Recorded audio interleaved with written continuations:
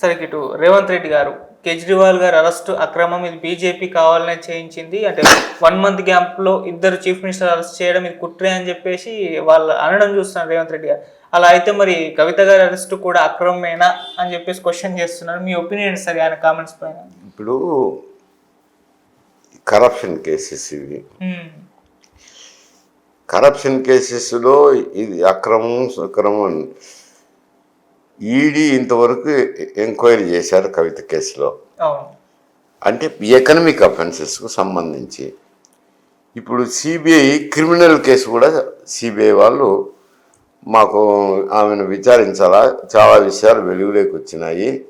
ఏది కేజ్రీవాల్ను కలవడము,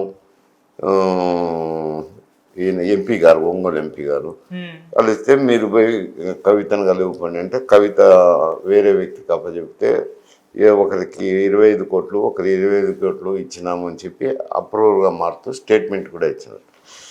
ఇవన్నీ ఉన్నాయి కాబట్టి క్రిమినల్ కేసులో కూడా సిబిఐ ఎంక్వైరీ చేయాలని ఆమెను పోలీస్ కస్టడీకి ఇమ్మన్నారు. ఇచ్చినారు 3 రోజులు, ఇప్పటికి 2 రోజులు అయిపోయినా ఇంకొక రోజు ఏమో ఉంది. అంటే కొంత కేసు అయితే ఆమె మీద ఉంది కదా, అప్పుడు అరెస్ట్ చేయాల్సిందే కదా. కేజ్రీవాల్ అది కూడా ఇదే మద్యం కేసుకు సంబంధించిందే కదా. ఇక్కడ ఈమె ఎత్తకపోయి కలసమన్నారు, ఎత్తకపోయి ఇచ్చినాక కేజ్రీవాల్ను కూడా ముఖ్యమంత్రి అయినా అరెస్ట్ చేస్తారు.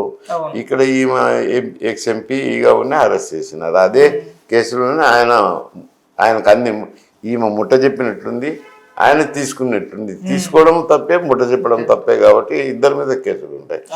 కాకపోతే ఇక్కడ రాజకీయంగా ఇక్కడ కవిత వచ్చేసరికి బీఆర్ఎస్కు వీళ్ళకు ఫైటు, అక్కడ పోయేసరికి ఆపులో ఇండియా కూటమిలో ఉంది కాబట్టి అక్రమం సక్రమం రాజకీయంగా మాట్లాడుతుంటారు. కానీ కేసు ఏమో ఒకటే కదా, ఈమెను అరెస్ట్ చేసినాక ఆయన అరెస్ట్ చేయాల్సిందే కదా. ఎందుకంటే నాకు మిత్రుడే, కేజ్రీవాల్ మిత్రుడే. Right to information act first time నేను పార్లమెంట్లో అసెంబ్లీలో ప్రైవేట్ బిల్లుగా ఇంట్రడ్యూస్ చేసినాను. ప్రైవేట్గా ఒక ఆయన కమ్యూనిస్ట్ నాయకుడు ఇది చెయ్యి మంచి పేరు వస్తుంది, కరప్షన్ తగ్గుతుంది అని చెప్పి బిల్లు తయారు చేసుకొని వచ్చినారు.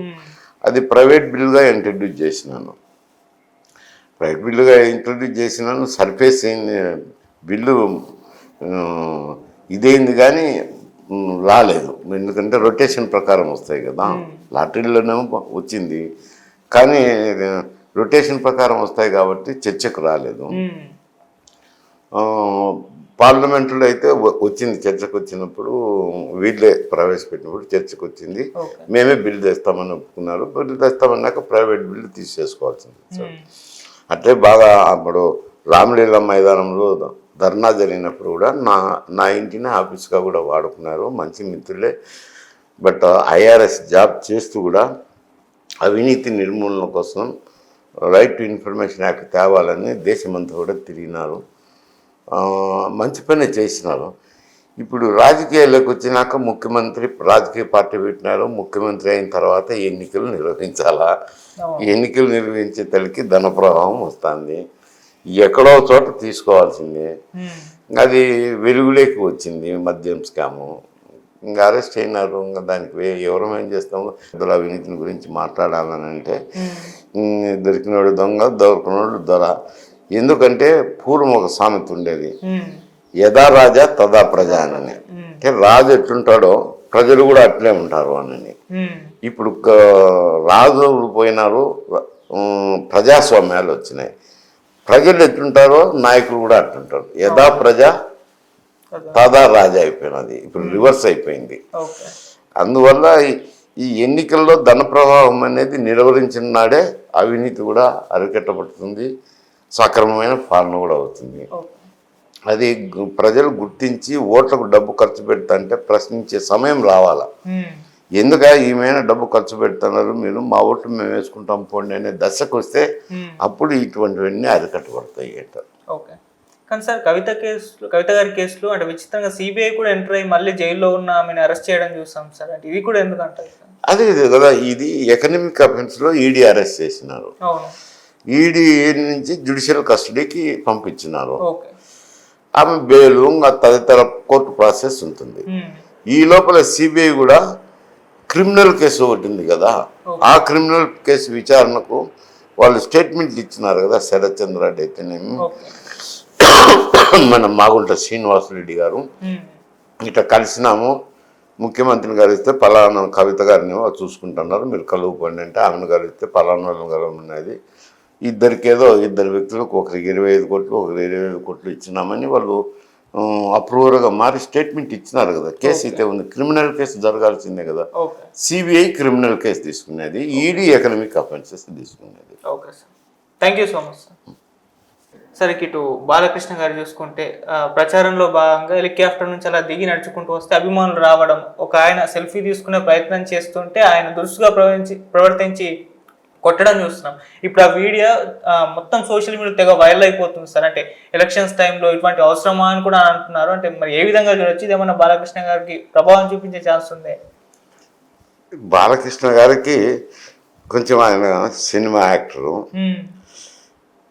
హీరో పాత్రలు ఊహించినోడు, జనంలో వచ్చినప్పుడు జనం మీద పడితే కొంచెం ఆయన కోపం వస్తుంది, సహజమే. ఒక మారు కడపకు వచ్చారు బాలకృష్ణ గారు, ఆయన అప్పుడు ఎంపీగాను తెలుగుదేశంలో ఉన్నాను, ఆయన పర్యటన చూసుకోవాల్సింది వచ్చింది. తెలుగుదేశం నాయకులు కూడా చాలా తొందరపడి ఆయన దగ్గరికి రావాలా, పక్కన నిల్చోవాలా, ఫోటోల్లో పడాలని ప్రయత్నాలు చేస్తుంటే పిలిచి చెప్పిన, నాయన దగ్గరికి పోకండి, మీరు దూరంగా కూర్చోండి, ఆయన దగ్గరికి పోకండి అని. కొంచెం పైన ఉన్న వాళ్ళు సమాలించాల, లేదు మీద పడితే ఆయన కొంచెం కోపం ఎక్కువే, తక్కన చేసుకుంటాడు. కాబట్టి బయట ఆర్గనైజ్ చేసేవాళ్ళు మీద పడి ఫోటోలు కందు ఒత్తిడి చేస్తే కొంచెం కోపడతాడు, కోపోద్రిక్తులు అవుతాడు. వాస్తవం అయాచితంగా జరిగే చర్యలండి, ఆయన కావాల్సి చేయాలని కాదు. మీద పడితే ఓపిక ఉండదు, ఓర్మి ఉండదు ఆయనకు. అది నేను కడపలో ఉన్నప్పుడు కూడా చాలా మందికి కూర్చొని, మీరు దూరంగా కూర్చొని ఫోటోలు గిటోలకు రావద్దు, ఆయనే పిలిస్తే రండి, ఆయనే పిలిస్తే ఎక్కండి, ఆయన పిలుచకుండా మీరు చేయొద్దు అని చెప్పి సమాలించి, కడప యాత్ర అయిపోయేసరికి నాకు కూడా అయిపోయింది నాయన అని అనుకున్నాను.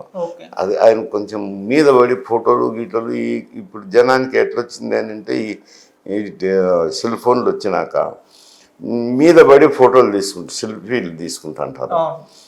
నేను పలానా నాయకునితో ఉన్నాననే దానికి రికార్డు ఉండేదానికోసం ఆ మీద పడి గుంపు చేరి తొక్కిసలాట చేస్తే ఆయన కొద్ది సహనం తక్కువ. మిగతా రాజకీయ నాయకులు ఏదో పడినలే, ఏదో పడుకుంటుంటారని అనుకుంటాం, కానీ ఆయనకు ఆ సహనం లేదు. అందుకని పైన ఆర్గనైజ్ చేసేవాళ్ళు కొంచెం సర్దుబాటు చేయాలా. తెలుసు ఆయన గురించి, మరి అది అక్కడ ఎక్కడ జరిగిందో ఏం జరిగిందో వాళ్ళ పైన ఏదో చూసుకుంటాను ఉండాల్సింది. చూసుకున్నప్పుడు ఇటువంటి పొరపాటు జరుగుతుంటాయి. కానీ అంటే సార్, నార్మల్ టైమ్స్లో అంటే పర్లేదు, అంటే బాలకృష్ణ గారు ఇటువంటి ఘటనలు ముందు జరిగాయి. కానీ ఇప్పుడు ఎలక్షన్స్ టైంలో దీన్ని వైసీపీ క్యాష్ చేసుకోవడానికి అయితే రెడీగా ఉంటుంది. ఆల్రెడీ ఆ వీడియోని వాళ్ళే ట్విట్టర్లో పోస్ట్ చేసి, ఇటువంటి వాళ్ళని మనం ఎన్నుకుంటే వీళ్ళు మనల్నే కొడుతూ ఉంటారు, ఈసారి ప్రజలు ఈయనకి బుద్ధి చెప్తారని చెప్పేసి వాళ్ళే ప్రచారం చేస్తున్నారు. అంటే మరి ఎలక్షన్ టైం ముందు ఇటువంటి అవసరం అంటారా? అవసరం కాదు, ఆయన సహజ చేయలేదు. దాన్ని అటువంటి చిల్లర సంఘటనలు వాడుకోవడం కూడా తప్పే. ఈ జగన్ పోయినప్పుడు కూడా జరుగుతుంటాయి కదా ఇటువంటి సంఘటనలు. ఇప్పుడు జగన్ పోయినాడు, యాత్ర పోయినాడు, ఎవరో సరిపోయిన వ్యక్తే విసిరింటాడు కదా, ఆయన ప్రచారం చేసుకోవాలనుకున్నట్టు ఇది కూడా ప్రచారానికి ఎంత ఉపయోగపడతాయి అనేది